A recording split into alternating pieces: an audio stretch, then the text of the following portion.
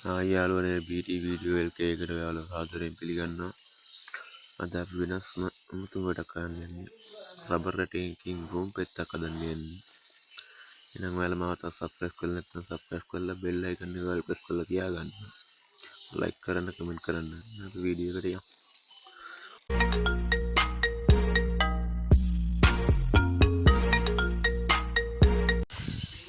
මුලින්ම ඔයාලා ගන්න ඕන රබර් රැටයක්. ඊගාවට නූල් ගන්න ඕනේ.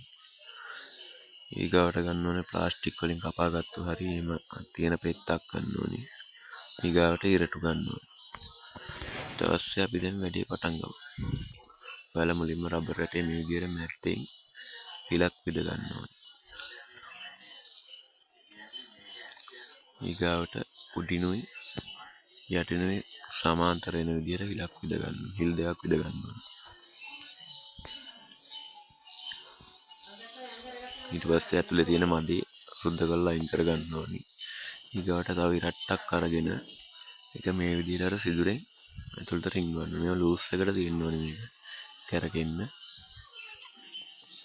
ඊගාවට අපි අර පෙන්නපු නූල අරගෙන නූල මෙහෙම දාලා එක පැත්තකින් එළියට ගන්න ඕනේ.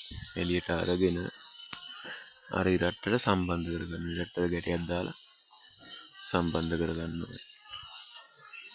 සම්බන්ධ කරගෙන ඉවරලා ඔයගොල්ලෝ ලෙහුනොත් එමය ගැට ගහ ගන්න අමාරුයි. මේක හන්දා ඔයගොල්ලෝ ලයිටරයකින් හරි ගිනි කූරකින් හරි පොඩ්ඩක් රත් කරලා උණු කරගන්න. ඒතකොට ගැටේ ලෙහෙන්නේ නැහැ. අර විදිහට මේක ඇතුළටයි දාන්න ඕනේ. ඔන්න පුච්චලා උණු කරගන්න.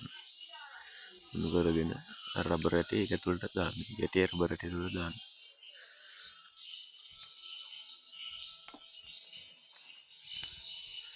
දාගෙන ඉවරලා අපිට මේ නූලේ ඊගාව අගිස්ස තියෙන්නේ. ඒ අගිස්ස අරගෙන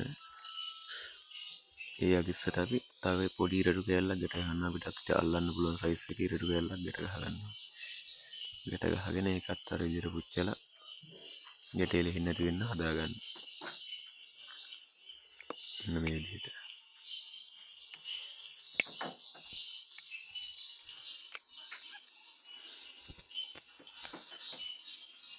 ඊට මොතන්න පුළුවන් වෙන්න ඕනේ.